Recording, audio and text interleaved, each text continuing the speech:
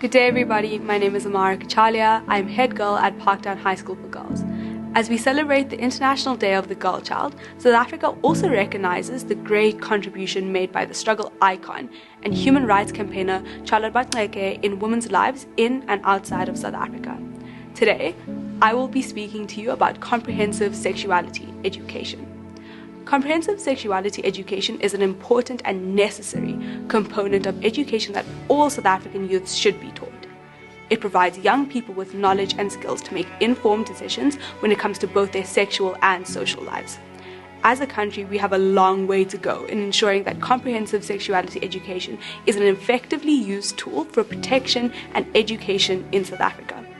It is important that young people are equipped with accurate and relevant sexuality education and have access to counseling and sexuality and reproductive health or HIV services that are non-judgmental and affordable so that they can make informed sexual decisions and best protect themselves.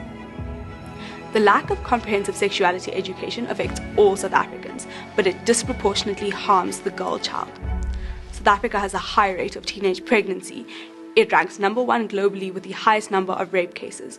It also has the highest number of people living with HIV in the world. Many prepubescents often fall victim to predatory relationships due to a lack of knowledge provided by sexual education on where to report such abuses.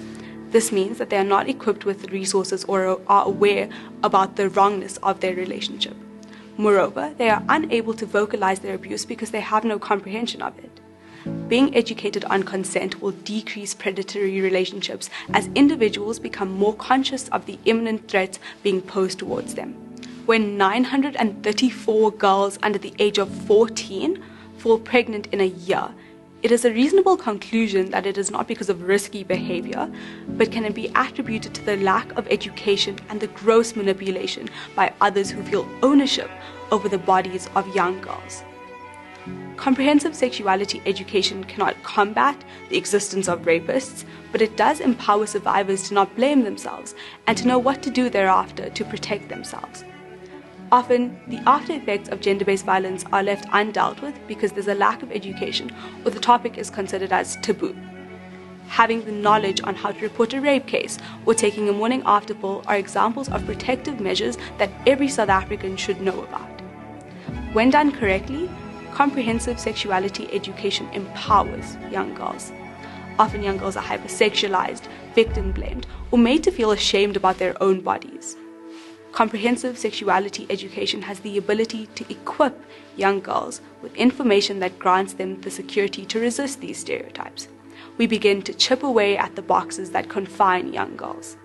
This is an empowerment of women and a realization of autonomy over their own bodies.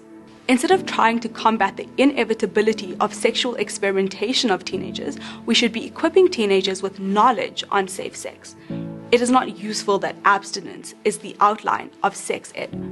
Rather, education around the use of contraceptives and the potential risks of unsafe sex will be able to equip individuals with the tools to experiment safely. I advocate for comprehensive sexual health because disengaging with topics that affect South Africans does not mean that these issues cease to exist. We need to equip our youth with more open and affirmative education so that we are proactive in our approach in order to protect human rights.